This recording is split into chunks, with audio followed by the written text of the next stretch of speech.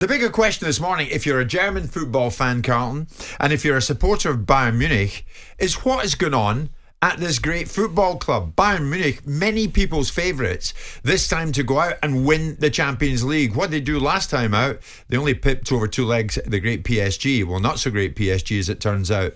But now we understand last night Julian Nagelsmann was sacked. And this is Julian Nagelsmann, who has lost 2 games in 6 months, second in the Bundesliga, 1 point behind Dortmund, but sacked. And in comes Thomas Tuchel. Let's get confirmation as to whether or not this has actually happened at this particular point in time.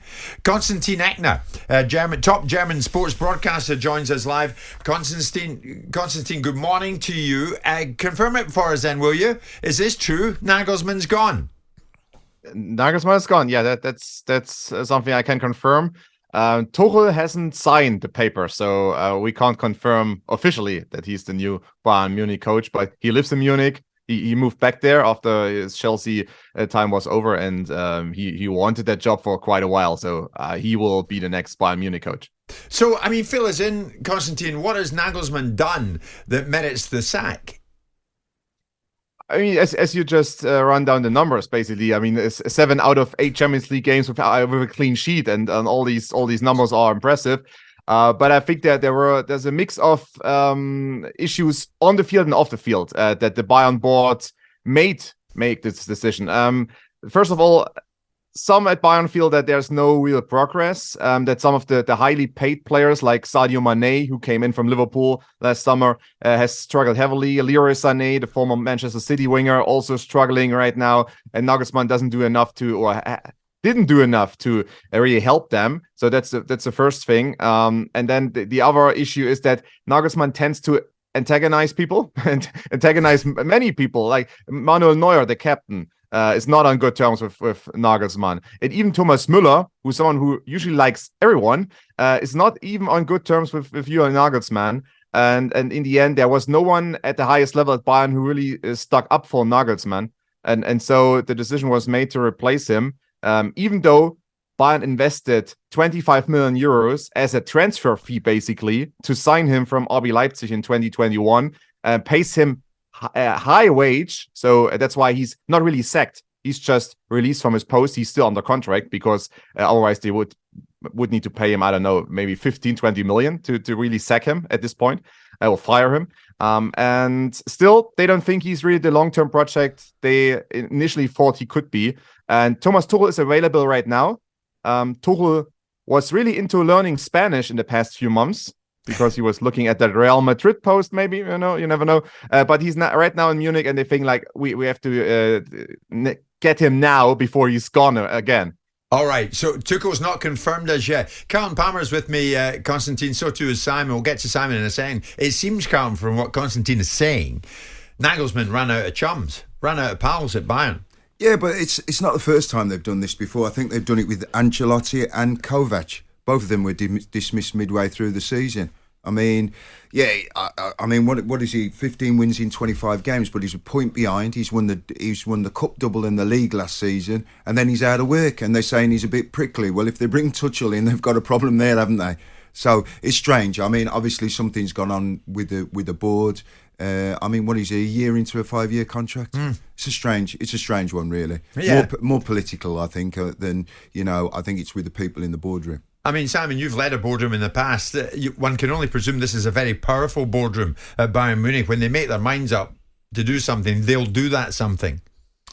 Yeah, I mean, his record is very impressive. It's not quite up there with Pep Guardiola's in terms of the win rate that he's got with Bayern Munich, but he's running out a 71% win record. And, you look at the elite managers that are around.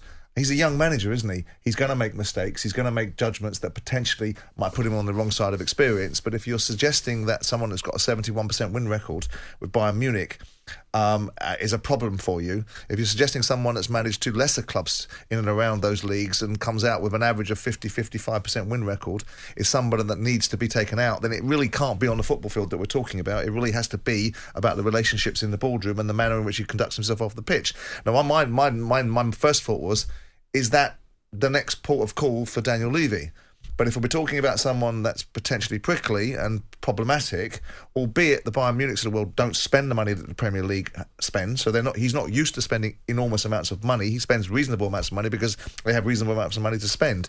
But the bottom line is that the same ailments in football in Germany and France and England will replicate themselves. If managers cannot work with people that they actually work for, it doesn't matter sometimes what happens on the pitch. You're going to find yourself the wrong side of an argument. But you think Daniel Levy, even at this moment, now he knows Nagelsmann's been freed up, could well be looking at him if Conte indeed departs? You'd be silly not to. But the bottom line is, it depends what Daniel Levy, in the event that Daniel Levy does do what I think he should do, which is give Antonio Conte a drop kick into the next life, then the bottom line is that people like Nagelsmann would be a discussion that you could have. Then the argument would be, what's the point of getting trophy managers if you're not going to give them trophy opportunities? Yeah. And around we go. I mean, Constantine, you'll be aware that Conte here in London is still in the job at Tottenham, is yet to be removed from it. But of course, you'll know all the talk surrounding that. Is there talk amongst you guys in the German media that Nagelsmann could fit the bill at Tottenham? Yes and no. I mean, right now it's a bit of a difficult situation because 24 hours ago, Nagelsmann still believed that he would be the Bayern Munich coach for at least the next 3 years. When he was approached with basically the decision by the board, he was asked by media members yesterday evening. He told some of my colleagues, "I don't know about anything." So I think he has to digest at least that news a little bit, because his dream job, he auditioned for the Bayern Munich job for years. When he was at Hoffenheim years ago, he already auditioned for the Bayern Munich job. He actually wore a red coat, a red winter coat, sometimes on the stands, just to signify I want to go to Bayern. So that was his dream job, and now he's let go from that at 35 years of age. So I think, if Daniel Levy wants to approach him, maybe give him a few days at least to calm down a little bit and be not as peed off as he is right now. At least give him a few days to find a club coat. Yeah.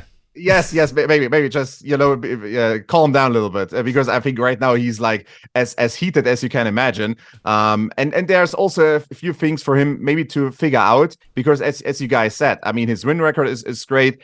He is close to Dortmund. There's the big game against Dortmund on April 1st. So next weekend, they will play Dortmund. Then there was the duel with Pep Guardiola, one of his great role models, in the quarterfinals of the Champions League. So all that is out the window now for him. So I guess I think he has to readjust and reconfigure his life a little bit at this point. But I mean, there is some talk that maybe he could be the next Tottenham coach, because that would be his way to maybe just show the world that he just moves on and does something else and is still successful. Sure. Thomas Tuchel also looked at the Tottenham position, but he was more in favor of maybe going to Bayern or going to Spain. So Tottenham wasn't really an option for him, but maybe for Nagelsmann. I mean, if he's opportunistic, why not? All right. So Tuchel's going to throw away the Spanish language books today, no doubt, and sign for Bayern Munich. Is that going to happen this afternoon, do you think? It's expected either this afternoon or this evening. I mean, there are a lot of moving pieces. Either today or early tomorrow, he will sign. But of course, Bayern. I mean, you can maybe criticize for the way they handled the Nagelsmann situation, but still, that's a club that's well run, and they wouldn't have sacked their current coach without a replacement in position. I mean, there are some details to be figured out, but Tuchel wanted to be Bayern Munich coach in 2018.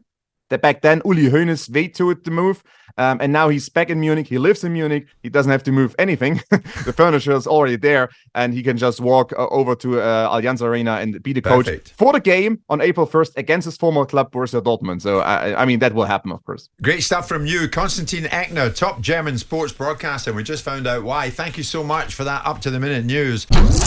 Jim White and Simon Jordan.